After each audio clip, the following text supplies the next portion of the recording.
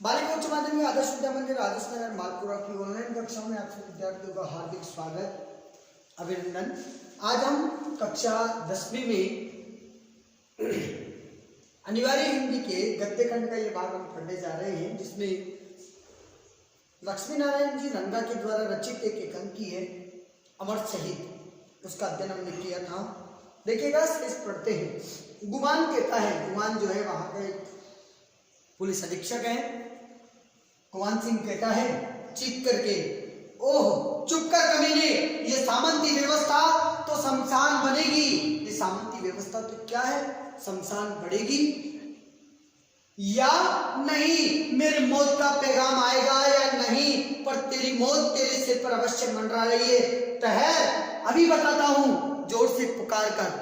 Birbal, Mulka जोहीन, Ahmad colour. बाहर से तीरों की आवाज आती है।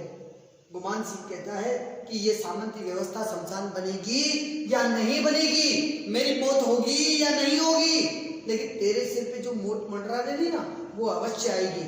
अभी रुक, मैं तुझे बताता हूँ। तीनों एक साथ आते हैं। हुक्म रावलोक जी। गुमान कहता है सिपाहियों से कह दो कि इस आजादी के कुत्ते को थपड़े, लाते घूसे, लाठी बूटों से मार ठोकरे मारे, मार मार करके इसका खचोमच निकाल दे। गुमान सिंह ने कहा कि सिपाहियों से कहो कि ये सागरमल गोपा है, ये आजादी को अपने आप का आजादी का सिपाही समझता है। इस आजादी के कुत्ते को इतना मारा जाए कि इसका खचोमच निकाल दिया जाए। बीरबल जो वहां का जेलर है, वो कहता है बाहर से ही, चलो सिपाहियों, निकाल लो अपने हाथ पांव की वट। यहाँ हाथ पांव की वट का मतलब बड़, बरगद का पेड़ नहीं है, वट का मतलब बड़, यानी जो अकड़न है, वो जो जकड़न है वो निकाल लो। सिपाही आते हैं, कोई थप्पड़ मारता है, कोई बूट की ठोकर मारता है, कोई पीठ पर घूसा मारता है, कोई लाठी मारता है। सागर हाय हाय करता है। थोड़ी देर बाद मारपीट चलती रहती है। फिर वो सागरमल गोपा को जमीन पर गिरा देते हैं। उसके पांव पर सिपाही खड़े हो जाते हैं।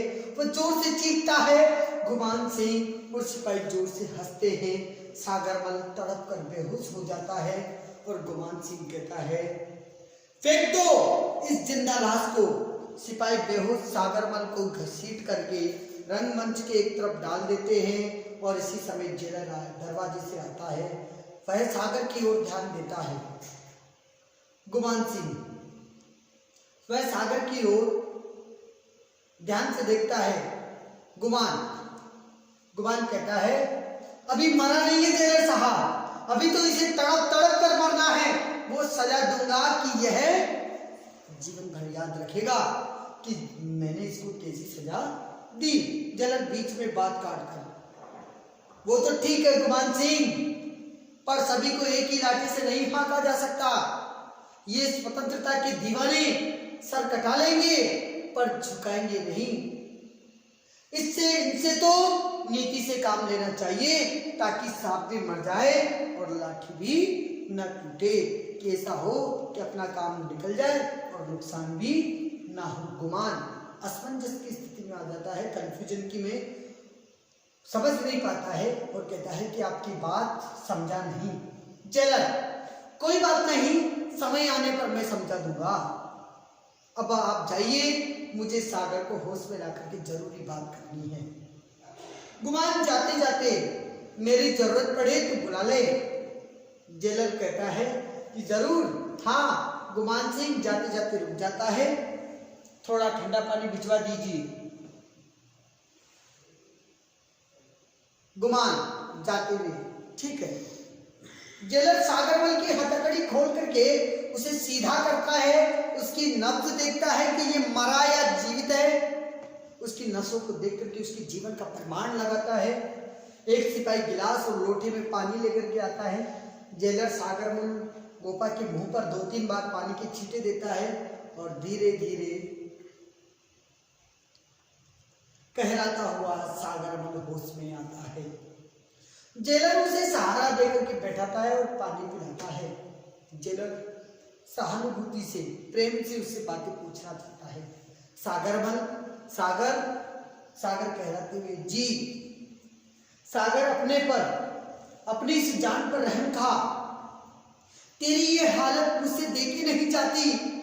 ओह क्या दशा हो गई है तेरी, तेरी ये जो दैवीय दशा है ये मुझसे सही नहीं जाती। ऐसा कहकर के वो उसकी संवेदनाओं को व्यक्त करता है। जेलर ये कहता है, और सागरमल जब ये सुनता है तो कहता है कि धन्यवाद जेलर साहब, पर स्वतंत्रता के दीवाने, ये जो स्वतंत्रता के दीवाने हैं, इन स्वतंत्रता के दीवानों को सहानुभूति की भीख नहीं चाहिए।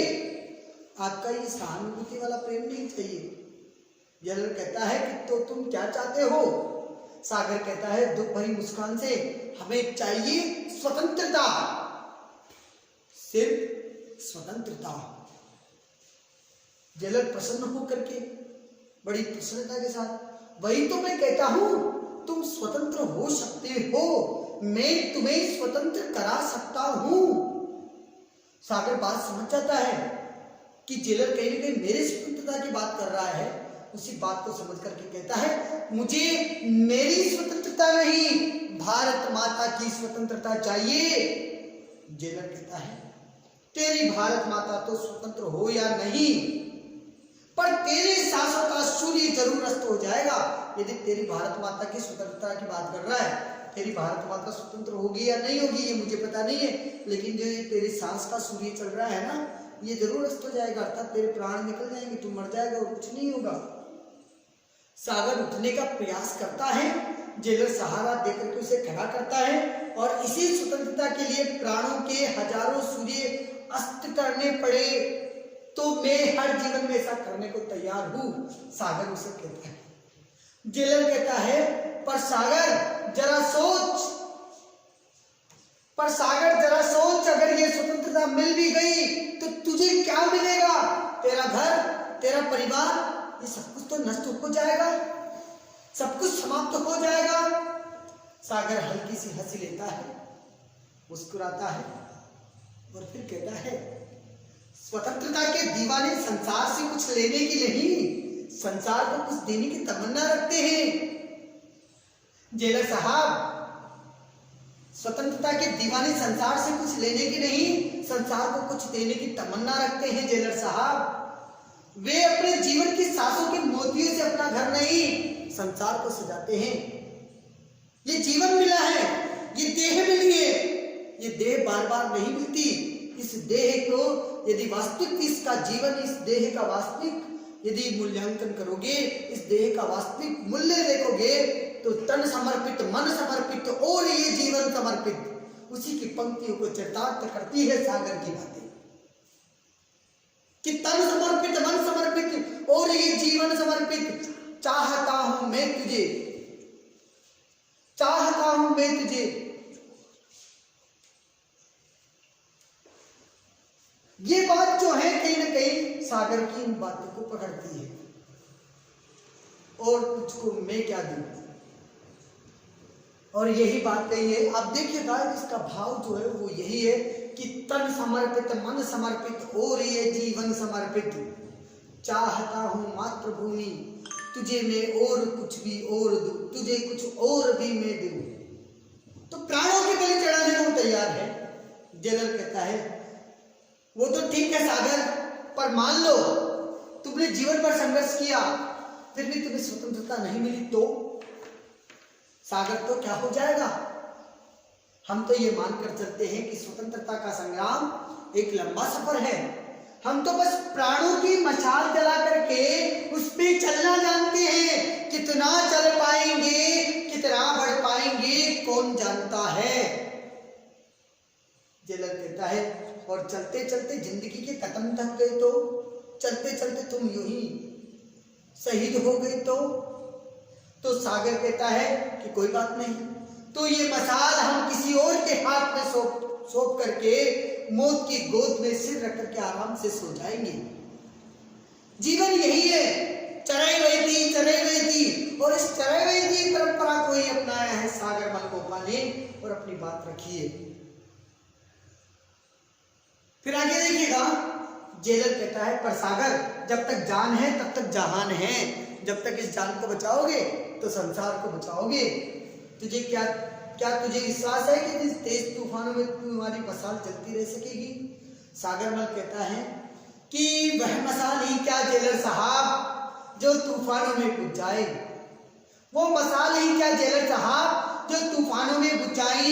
फिर भी अगर ये मशाल बुझने लगी तो हजारों दूसरी मशालें प्रज्वलित करके बुझेगी। हर मशाल को एक न एक दिन बुझना ही पड़ता है, चाहे जल्दी हो या देर। फिर बुझने से क्या डर? इस जीवात्मा के मरने से क्या डर? मैं मरूंगा फिर दूसरा आएगा। इस मातृभूमि की शहादत पे, इस मातृभूमि की इस बलिवेदी पर अनेक शीश कटाने आएंगे। और कहा, फिर जेलर कहता है पर सागर उस स्वतंत्रता का फायदा ही क्या जो तुम्हारी मौत के बाद मिले। सागर बात को बीच में काट करके, स्वतंत्रता सेनानी आम का बाग लगाता है जेलर साहब। वह जानता है कि इस आम का अमृत उसे नहीं मिलेगा। वो एक पौधा लगाता है, वो जानता है कि इसका फल उसे प्राप्त नहीं होगा, पर वह अपने प्राण बो करके, खून पसीने सींच करके वह अमृत फल आने वाली पीढ़ियों के लिए उगाता है। स्वतंत्रता संग्राम भी इसी भावना से लड़ा जा रहा है। भगीरथ गंगा लेकर के आए, लेकिन भगीरथ ने गंगा खुद के लिए नहीं लाए। युगों युगों तक लोग उस भगीरथी से अपने तन मन की प्यास बुझाते हैं। उससे गंगा जो है, जो भगीरथी लेकर के आए, वो स्वयं के उद्धार के लिए नहीं लाए, वो संसार के उद्धार के लिए आए। उन्होंने संसार के उद्धार की बात कही। जेलर कहता है गंगा लाने पर भगीरथ का नाम तो अमर हो गया, पर तेरा नाम इस अंधेरी कोठरी में, काल कोठरी में घुट घुट करके मिट जाएगा। तेरा नाम लेने वाला कोई नहीं रहेगा। सागर कहता है कि नींव का पत्थर कब कहता है जेलर साहब, कि नींव का पत्थर कब कहता है जेलर साहब कि मेरी कहानी बनी। उस पर खड़ा भवन ही उसकी जीवन की कहानी कहता है कि कंगूरे को सब देखते हैं, लेकिन मजबूती तो नींव से होती है। और यही बात सागर ने जेलर को कही कि जेलर साहब, नींव का पत्थर कभी ये नहीं कहता कि ये इमारत मेरे ऊपर खड़ी है। सब लोग जब खड़े हुए भवन को देखते हैं तो वो खड़ा हुआ भवन उसकी जीवंतता की कहानी कहता है।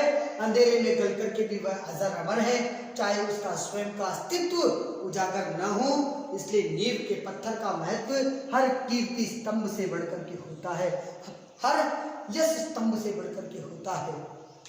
जेलर ने कहा फिर भी हर काम करने वाला अपना नाम चाहता ही तो है। संसार में नाम की तो पूजा है। नेताजी आते हैं, काम करते हैं, बढ़िया पट्टिका लगा करके जाते हैं। तो जेलर ने भी यही बात कही कि हर आदमी नाम के लिए तो काम कर रहा है। सागर कहता है, हल्की हंसी आती है, हंसता हुआ मुस्कुराता हुआ जेलर साहब से कहता है, हाँ जेलर साहब, बसंत लाने वाले के लिए झड़ने वाले पत्ते कब कहते हैं कि कोई उनका यशोगीत गाए? कि जो बसंत लाने वाला है वहां झड़ने वाले पत्ते कभी नहीं कहते कि कोई हमारा भी यशोगीत गाए। वे चुपचाप बेचारे झड़ जाते हैं और चुपचाप धरती की गोद में खाद बन करके समा जाते हैं और उनके स्थान पर उगाते हैं नए नए हरे भरे पत्ते वाले पौधे। जेलर कहता है फिर भी सागर, मनुष्य का जीवन 84 लाख योनियों से निकल करके भटकने के बाद मिलता है, के बाद भी मुश्किल से मिलता है। उसे यूं नष्ट करना बिना किसी फल की आशा के। सागर कहता है कि यज्ञ में आहुति देने वाला ये नहीं देखता कि जेलर साहब उसकी आहुति कौन सी लपट से उठती है, उसकी आहुति कहाँ उठ रही है, उठती है या नहीं। बस वह तो आहुति देना ही अपना धर्म समझता है। अपने प्राणों की आहुति देना ही मेरा सबसे बड़ा धर्म है। जेलर, पर तुम्हारी एक आहुति से यज्ञ की पूर्णावती हो जाएगी। कौन सी पूर्णावती हो जाएगी? तुम्हारा ये जो स्वतंत्रता का यज्ञ है, ये कैसे स्वतंत्रता का यज्ञ पूर्ण हो जाएगा? सागर कहता है जेलर साहब, जैसे एक बीज गल करके सैकड़ों बीज पैदा करता है, एक लो जल करके हजारों दीप जला सकती है, एक लहर उठ करके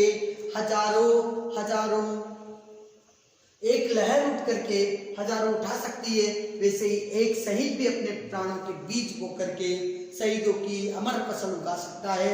मेरे प्राणों की आहुति चाहे पूर्णावती न बने, पर यज्ञ को प्रज्वलित तो रखेगी। मेरे प्राणों का दीप, ये कहकर के सागर जो है अपनी बात को रखता है। आज हमने सागर मल्ल उज्जैन के संवाद पढ़ा, शेष हम कल पढ़ेंगे। धन्यवाद।